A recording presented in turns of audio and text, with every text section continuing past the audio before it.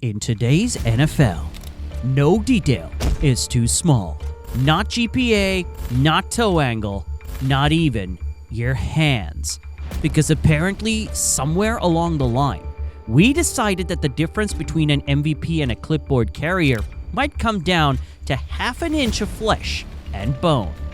Welcome to the world of NFL scouting, where every prospect is a lab rat, and every quarterback's future might rest in the palm of his hand. Literally. So let's go back. The year is 2022, the draft board is bleak, and among the haze of QB mediocrity, the Pittsburgh Steelers, proud owners of a six-ring legacy, step to the podium and say, "We'll take the guy with the baby hands." Kenny Pickett, measured at 8.5 inches. Not his 40 time, not his vertical, his hands. The smallest of any first-round quarterback in recorded combine history, a stat so bizarre it instantly became part of his name. Kenny Small Hands Pickett, like a superhero origin story, just backward.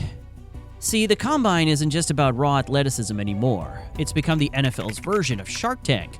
Every measurement, every drill, every grip strength test becomes gospel. Hand size? That's become the headline, because obviously you can't win games if you can't wrap your fingers around the Duke. And for Kenny, the optics weren't ideal. His hands were nearly 1.5 inches smaller than the NFL average. That's like handing a quarterback a basketball and telling him, "Good luck, champ." So he adapted. Enter the gloves. Kenny two gloves, because if you're going to be scrutinized like a circus act, you might as well dress like one. But here's where it gets funny. The gloves actually worked. Pickett said it himself, he couldn't grip the ball properly without them. In fact, he tried them on during a cold Pitt game sophomore year and just never took them off. Not out of superstition, out of necessity. At the NFL Combine, Pickett clocked a throw velocity of 54 miles per hour. Just a tick below average. Not terrible, not elite, but when you're already fighting the tiny hands narrative, it didn't exactly help. And so the whispers began. Will the ball slip out when it rains? Can he grip it late in a playoff game? Will the frigid winds of January expose him? Turns out, fumbles were the first area of scrutiny. Let's look at the data.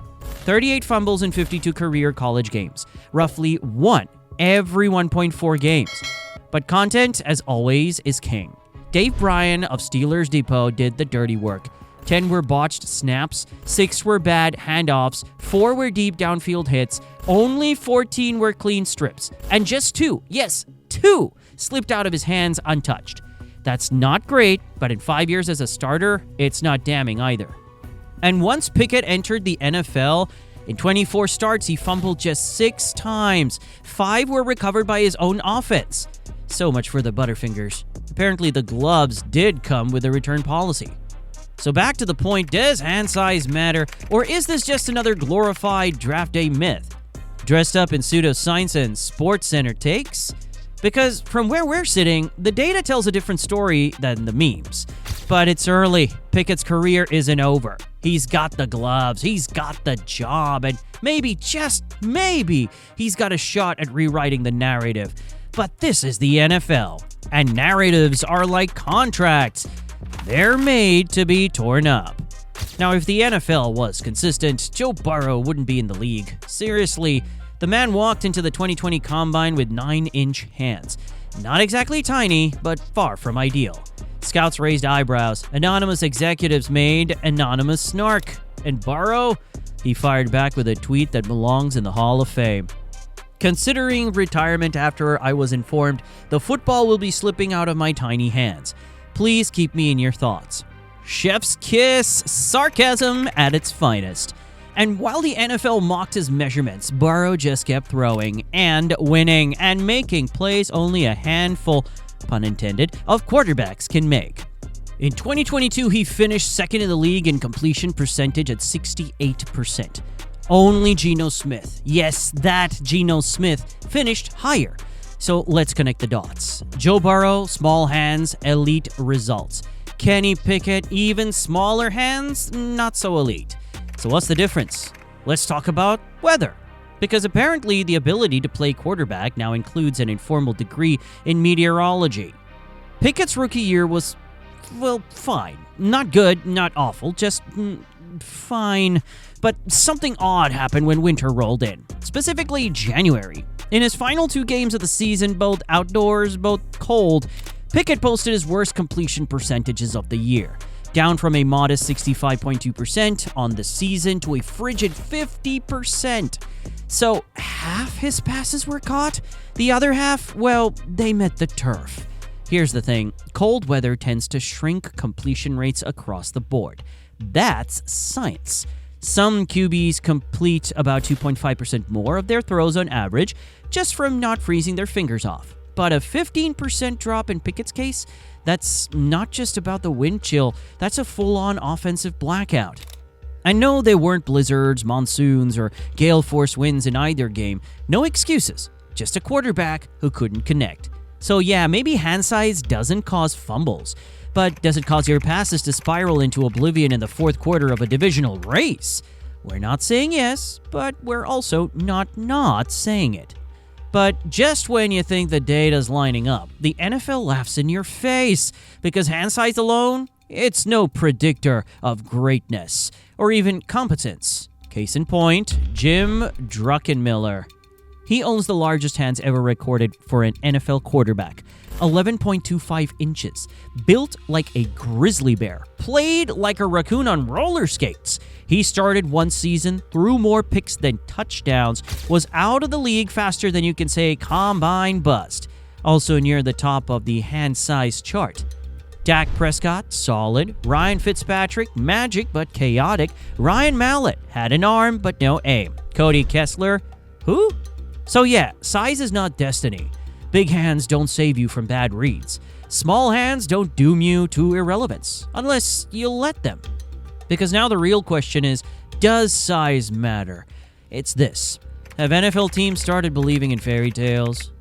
But now, you'd think NFL teams would have learned that maybe, just maybe, a stopwatch doesn't tell the whole story. But then, the draft happens, and logic flies out the window like a 4.2940 time.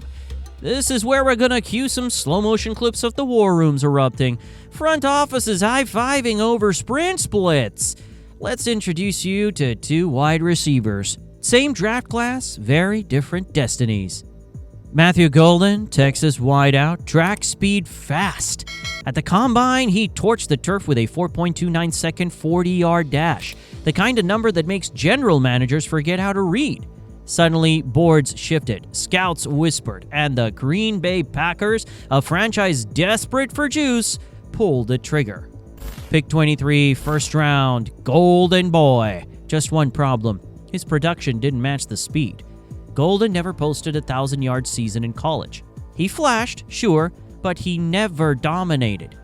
Now meet Xavier Restrepo, Miami wide receiver. Not flashy, not fast, not invited to ESPN's highlight reel. At his pro day, he ran 4.8340, which, for context, is roughly the same time it takes a refrigerator to fall over. NFL teams panicked. They didn't just pass on him, they ghosted him. Restrepo went undrafted, and yet his resume better in nearly every way. Back-to-back 1,000-yard seasons, elite target share, proven production against Power 5 defenses. But the 40 time was slow, so the film didn't matter. He became just another name on the UDFA pile. Because in the NFL, you can't teach speed, but apparently you can ignore everything else. And if you're thinking, well, that's just one example, allow us to introduce the greatest hits of slow greatness. Jerry Rice, 4.71. Anquan Bolden, 4.72. Keenan Allen, 4.71. DeAndre Hopkins, 4.57. Devontae Adams, 4.56. Larry Fitzgerald, 4.63. Hall of Famers, all-time route runners. None of them lit up the track, but they burned defenses with timing, separation, and surgical precision. Meanwhile, how many 4.3 guys are coaching high school football now?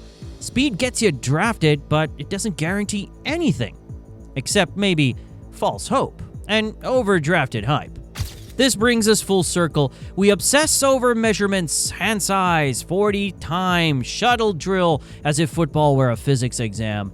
But the game isn't played on paper or in spandex. It's played on Sundays, in chaos, in weather, under pressure.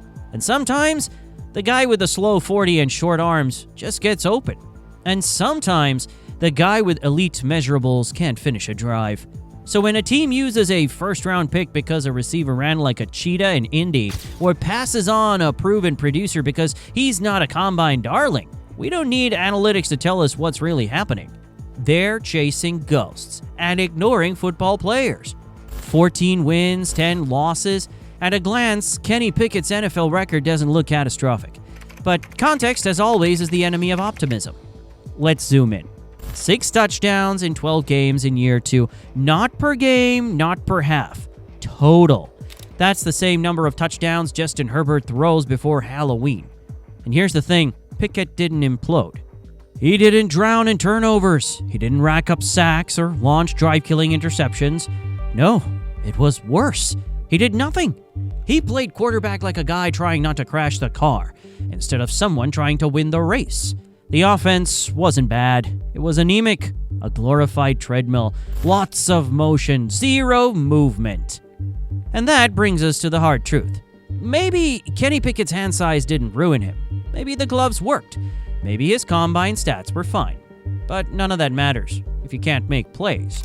We keep searching for indie answers, the one measurable, the magic bullet.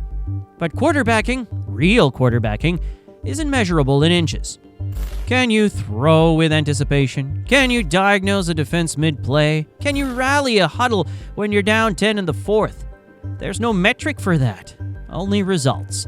And for Pickett, those results earned him a new job on a new team in Cleveland, where NFL dreams either go to die or get rebooted with questionable optimism. So let's widen the lens. Every year the combine rolls around like clockwork, and every year teams act like they've unlocked the genetic code to greatness. Hand size, wingspan, 3-cone times, underwear Olympics dressed up as gospel. But history keeps whispering the same truth. Tape is greater than testing, because football isn't a lab experiment. It's a sport. A violent, muddy, unpredictable chess match, where instincts matter more than arm length. You can't run a 40-yard dash through a blitz, and no quarterback has ever thrown a touchdown because his pinky was longer than average. So does size matter? Yeah, kinda. It matters the way icing matters on a cake. You'll notice when it's bad, but it doesn't mean a damn thing if the rest of it crumbles under pressure. Kenny Pickett didn't flop because of his hands. He flopped because when the lights came on, he didn't make plays. And the NFL, it's not a league for quarterbacks who survive. It's for quarterbacks who win. So maybe we should stop measuring finger lengths and start asking, can he move the chains when the stadium's shaking? The cold truth, size doesn't matter. Results do. But every year, we'll still measure hand spans down to the quarter inch. We'll still obsess over bench reps and jump heights. We'll still convince ourselves that one metric proves a player will make it, because certainty sells. And the combine, it's the NFL's favorite illusion of control. Who knows? Maybe Kenny surprises us. Maybe the gloves find magic in Cleveland. And if not, it won't be because of his hands. It'll be because he wasn't good enough. You can't measure greatness in inches, but we'll keep trying anyway. Until next time, stay sharp, stay unscripted.